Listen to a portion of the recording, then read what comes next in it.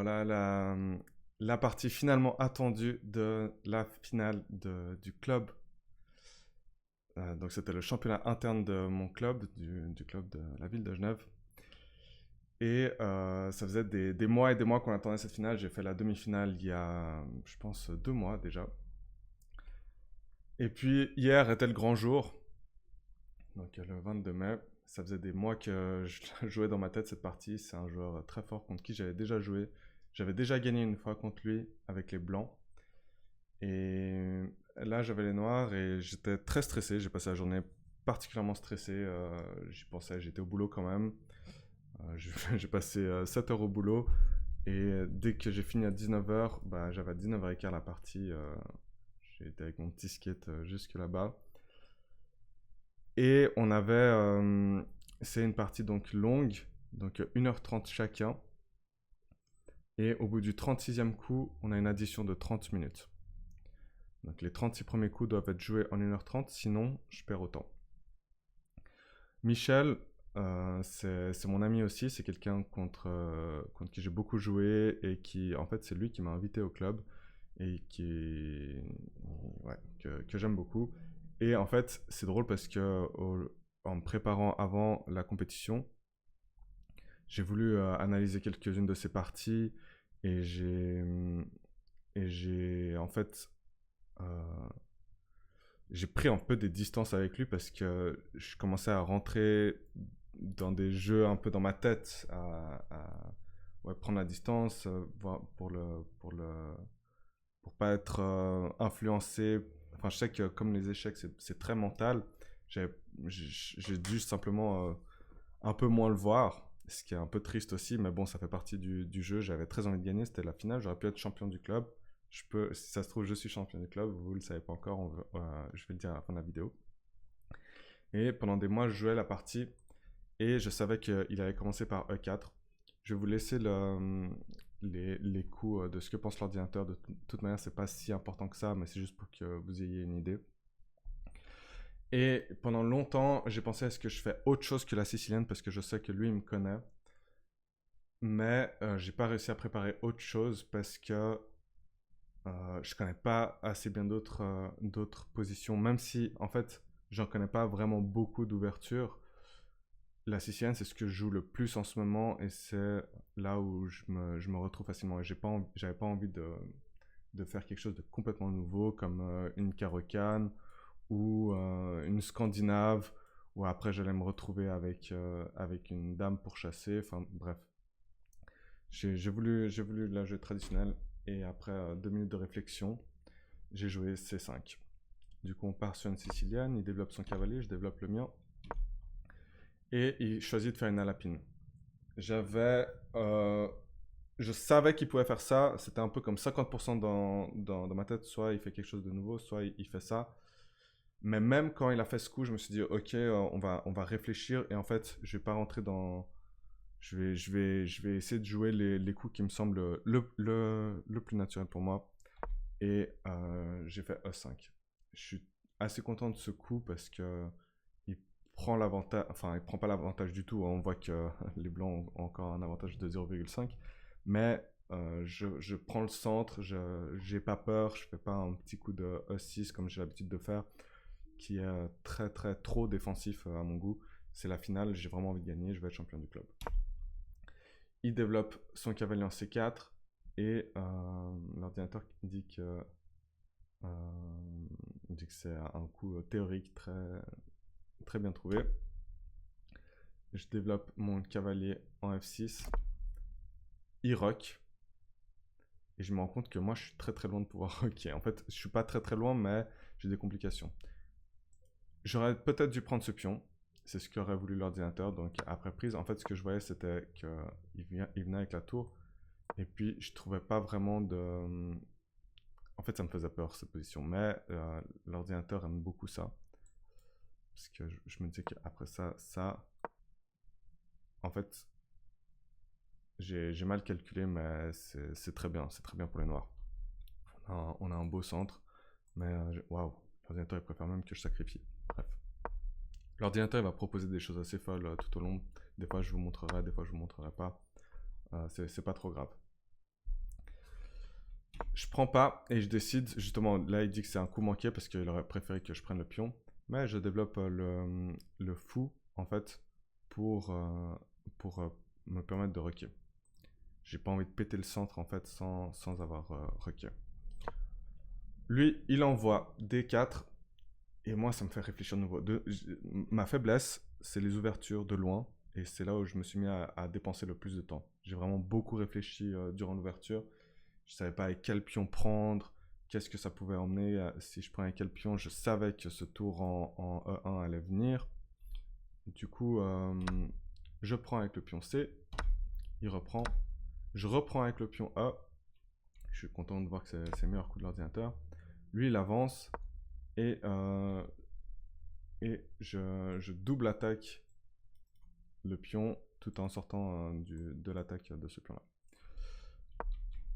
Il le protège avec son fou.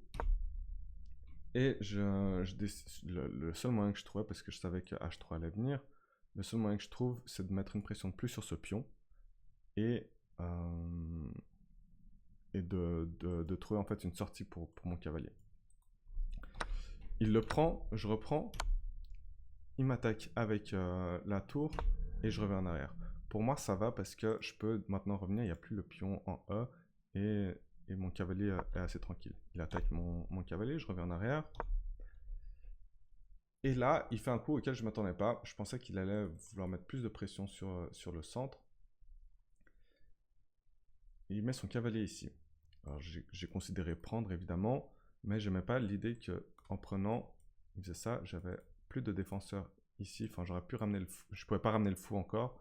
Et j'allais me retrouver, donc si je prise, j'allais perdre ce pion.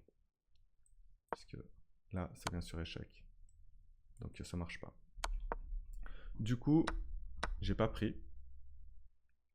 J'ai pas pris et j'ai requé. Et là, j'étais ouf. Finalement, au 15e coup, pardon, au 13e coup, j'ai réussi à requer. Jusque-là, lui, il avait dépensé 30 minutes et moi, j'en avais dépensé 40. Donc, il me restait 50 minutes à la pendule et lui, 1 heure. Il développe sa dame.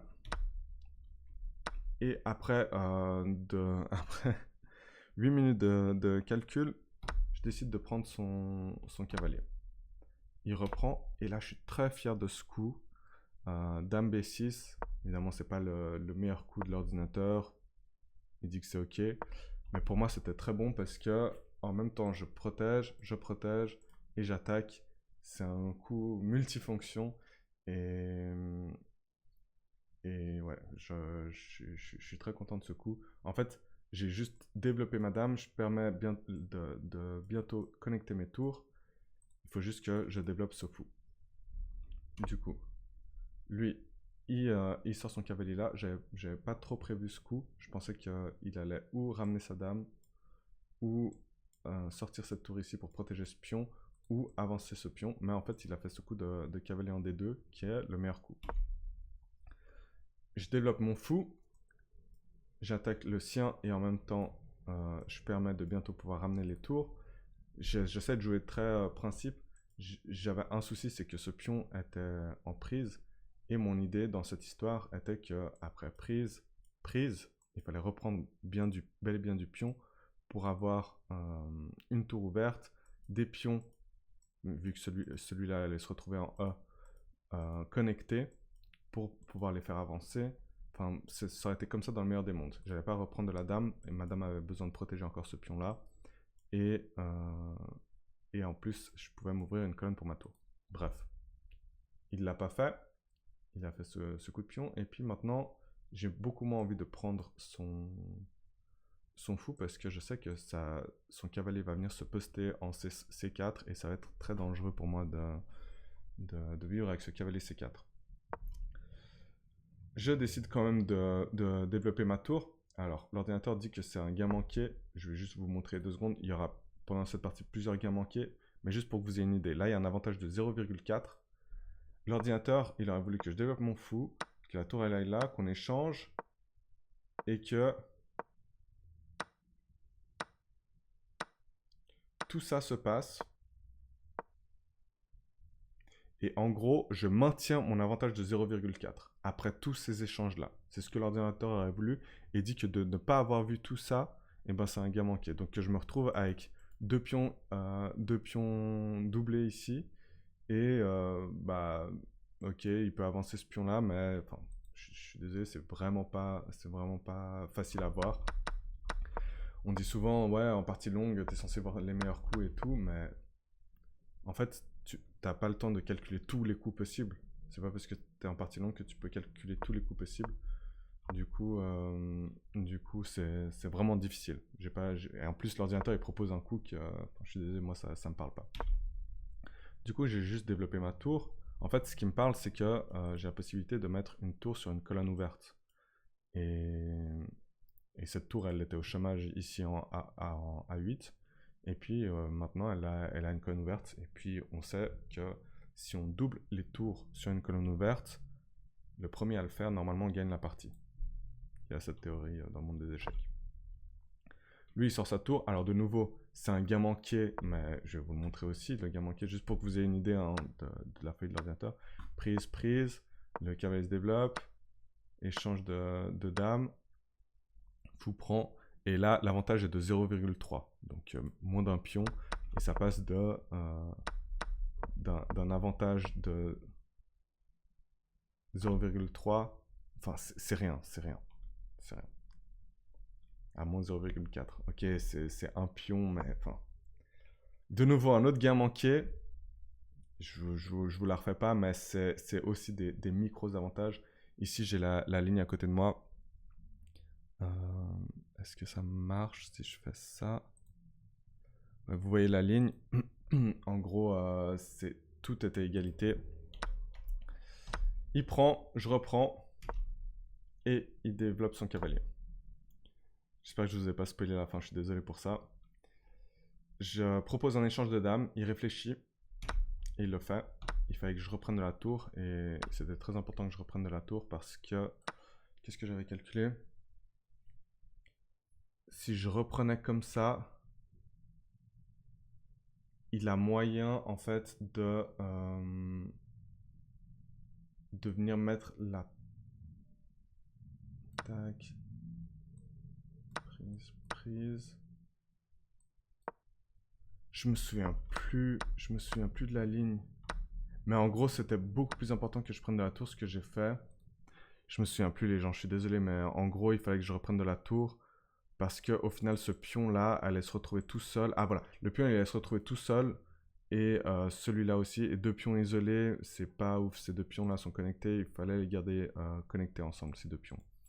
Ils sont potes et j'avais besoin d'eux.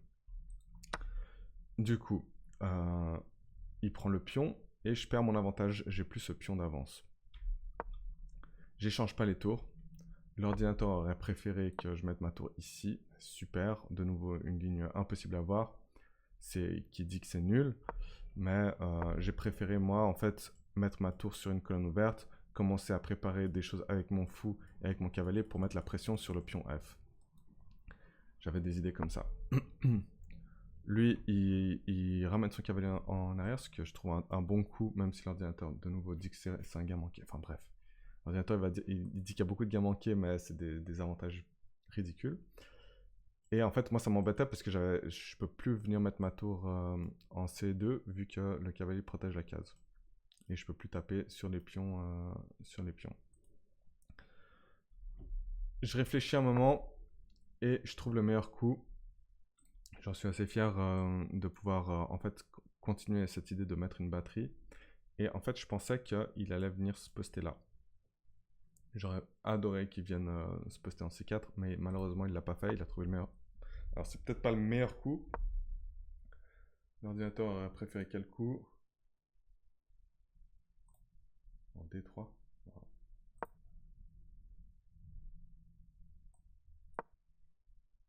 Comment tu défends ça maintenant?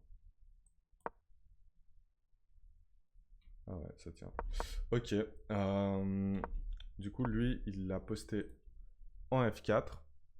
Et ça m'embête parce que du coup, je me retrouve avec la tour en vis-à-vis. Et je commence à avoir vraiment, vraiment plus de temps. À ce moment-là, on est au 24e coup. Et il me reste 16 minutes. Lui, il lui en reste 17. Mais je dois encore faire 12 coups pour avoir un rajout de temps. C'est pas beaucoup en partie longue. C'est beaucoup. 12 coups pour avoir un rajout de temps. 12 coups en 16 minutes, c'est beaucoup, je trouve. Je décide de tout échanger. Et là, je réfléchis 1 minute, même pas.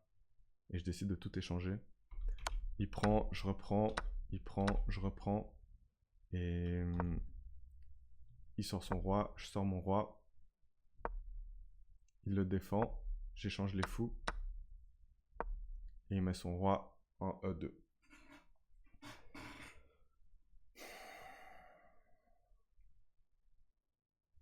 Il y a un principe dans les échecs que je ne connaissais pas jusqu'à hier soir. Je connaissais pas ce principe. C'est que toutes les finales de tour sont nulles, théoriquement. Même avec un pion de différence, en principe, c'est des nuls. Qu'est-ce qui s'est passé là, dans cette position? Ce que moi j'ai vu, c'est que en échangeant les tours, eh ben, j'allais pouvoir avancer mon roi et escorter ce pion pour qu'il aille faire dame. En fait, pour moi, c'était la victoire. Hein. Vous voyez que la barre, elle commence déjà à être pour les blancs. J'avance mon roi et il fait ce coup. L'ordinateur de nouveau dit que c'est pas bon, etc. Mais pour moi, c'est drastique parce que je peux plus supporter ce pion. 2 pions contre 3 pions, c'est perdant. Et en fait, je vais me retrouver avec mon roi à défendre ce côté. Et lui, il va pouvoir venir et trouver un moyen de manger mes pions A et B. J'envoie H5. Donc je me dis, s'il prend ce pion-là, il peut soutenir toute l'histoire. Ces pions-là, ils peuvent plus avancer. Et puis je peux aller faire le travail. Mais il n'a pas pris. Il a avancé son roi. J'ai pris. Il a repris. Et là, j'aurais peut-être dû faire ça. Mais ce que je me disais, c'était qu'après ça, supposons que je décide d'entrer, et ben, mon roi est coincé sur cette case. Et il est coincé sur cette case parce qu'une fois que le pion avance, c'est fini. Du coup, j'ai pas à lancer le pion. J'ai ramené mon roi. Il a ramené le sien. À ce moment-là, j'ai proposé nul. Dans ma tête, c'était encore nul. Mais je sentais que ça pouvait me glisser des doigts à tout moment. L'ordinateur sait déjà que c'est perdant pour les noirs. Il arrive. Je dois me décaler sur le côté. En fait, je dois pouvoir encore contrôler les cases F et G. Mais je dois pouvoir... parce que là, je suis encore dans le carré. Hein. Il faut être dans le carré du pion. Il faut que le roi soit dans le carré du pion pour sauver la promotion. Et en même temps, je dois pouvoir aider ces pions à avancer. Je dois pouvoir faire le tour au cas où lui décide de s'infiltrer pour prendre le pion. Bref, il y a plein d'idées là-dedans. Lui, il avance ses pions, j'avance les miens. Et il fait ce coup B4. Moi, j'ai trouvé très fort parce qu'en fait, maintenant, je peux plus épauler mon pion pour aller jusqu'à la promotion. Je suis obligé de revenir. Il avance. Je fais ce coup de pion au cas où lui, il voulait avancer. Comme ça, je pouvais contrôler encore les cases. Il le fait. J'avance. Et là, bah, vous voyez la barre d'évaluation. Hein. 6,5. Meilleur coup. Je suis obligé d'aller chercher le pion. Il prend.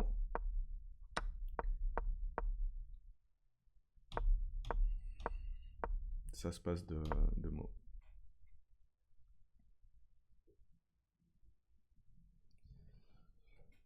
Et j'ai abandonné dans cette position. Donc, en gros, là, je suis obligé de sortir. Et il fait une dame. Donc, il y a vraiment plus rien à faire. J'étais très, très triste. C'est de loin la partie... Alors, j'ai eu beaucoup d'émotions dans beaucoup de parties longues de ma vie. Mais là, c'est de loin celle qui m'a rendu le plus triste. J'ai pas de honte à dire que j'ai pleuré comme une madeleine chez moi après. Aussi en sortant du club, j'étais très content pour mon ami que ce soit lui qui soit champion du club. Mais j'aurais tellement voulu gagner.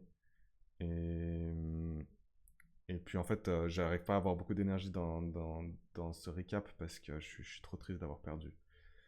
Alors je sais, oui, c'est bien d'être vice-champion dès la première année dans un club. Et honnêtement, je suis trop fier de ça aussi, mais j'aurais tellement voulu gagner. J'aurais tellement voulu gagner, ça faisait des mois que je jouais cette partie dans ma tête, comme je le dis. Je la jouais en avance, hein, mais je trouvais pas le gain déjà dans ma tête, et je crois que ça se joue aussi beaucoup là-dessus. J'ai été euh, jusqu'au dernier pion, jusqu'au dernier moment. Ça, la partie a duré 3h20 ou 3h30, je sais plus. Et la finale, j'ai mal calculé, j'avais plus de temps, et, et il a gagné. Il m'a dit plus tard qu'il me dirait comment il s'est préparé contre moi. Je sais pas comment il s'est préparé contre moi. Moi, je me suis pas bien du tout préparé contre lui. Pas du tout, pas du tout. J'aurais voulu, je pensais en 2 mois, j'aurais le temps de me préparer et je l'ai pas fait. J'ai qu'une fois été revisiter ces parties, mais vraiment pas profondément. Et du coup, voilà. Ce sera pas cette année que je serai champion du club, malheureusement. J'aurai encore d'autres parties à vous raconter. Il y a le championnat suisse par équipe qui arrive et tout. Mais ouais, je me suis battu comme un lion dans cette partie. Lui aussi. Et puis, euh, et puis il a dit que c'était très solide et tout. Et c'était une belle partie. Je suis assez content, mais je suis dégoûté d'avoir perdu. Voilà. J'espère que ce récap vous aura plu. Désolé hein, pour l'énergie un peu basse. Et n'hésitez pas à vous abonner sur YouTube, sur TikTok, sur Instagram, sur Twitch. Et à bientôt.